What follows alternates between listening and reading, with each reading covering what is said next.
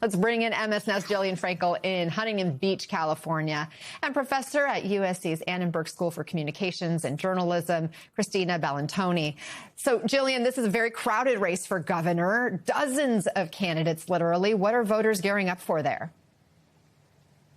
Anna, good morning. Polls are officially open here in California. It is a very crowded race for governor, but recent polling shows a few frontrunners have emerged. Folks like Xavier Becerra, the former HHS secretary under Biden and former California attorney general, along with Tom Steyer, a billionaire hedge fund founder, and Steve Hilton, a Republican former Fox News host who's gotten Trump's endorsement.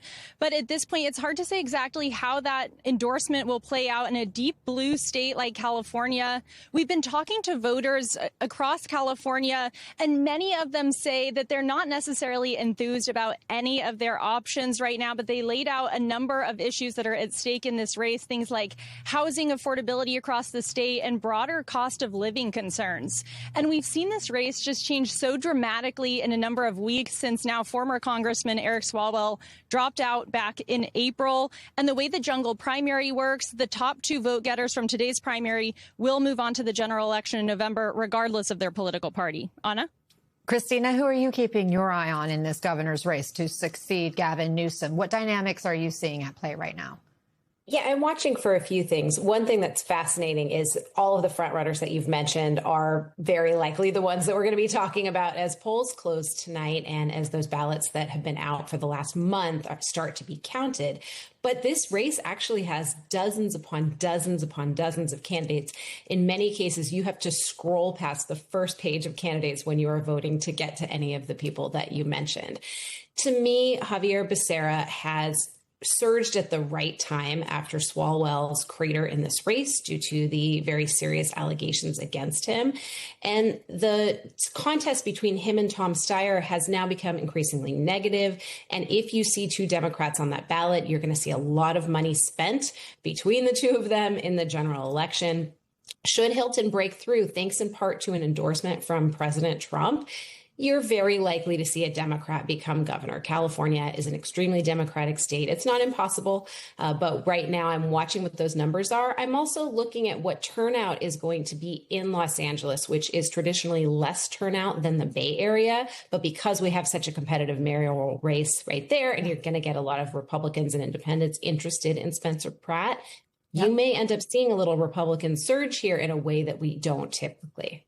You just teed up, Jillian, perfectly for laying out that Los Angeles mayoral race for us. Spencer Pratt has sort of been a dark horse that maybe seemed unlikely, but because of his name recognition and people upset with the status quo, he seems to be surging at last check. Give us the lay of the land in that race. Yeah, incumbent Karen Bass is facing stiff competition from progressive challenger Nithya Raman, a Los Angeles City Council member, and former reality TV star Spencer Pratt, a Republican in this race. Voters say that a number of issues are at stake here, things like affordability across the city, homelessness, and we've heard Spencer Pratt really try to turn this race into a referendum on Karen Bass's handling of the Palisades fires last year. I want you to hear from a few Californians directly about the stakes of this race. Take a listen. If we see a right-wing mega extremist like Spencer Pratt, who's just frankly using more AI slop and everything else to just detract voters from what his actual true intentions are versus the actual policy conversations that I believe Mayor Bass and Councilmember Raman are actually having, then we actually deserve that. We should have learned our lesson about having a reality star in a leadership position. So, sorry, Spencer, I love your burrito recommendations, but I don't think you're ready to be the mayor of Los Angeles. Now, notably, Governor Gavin Newsom just a few days ago weighed in on the Los Angeles mayoral race, endorsing Karen Bass's re-election bid. But so far, he has not endorsed a successor in the governor's race. Anna? Christina, how do you see Spencer Pratt's chances? It's fascinating how many people are paying attention to him. I've been comparing it to this idea that many voters will say, like, I want to have a beer with my politician, or would I want to have a beer with them? When someone is a reality star, you kind of feel like you already have, right? You've been watching their life develop.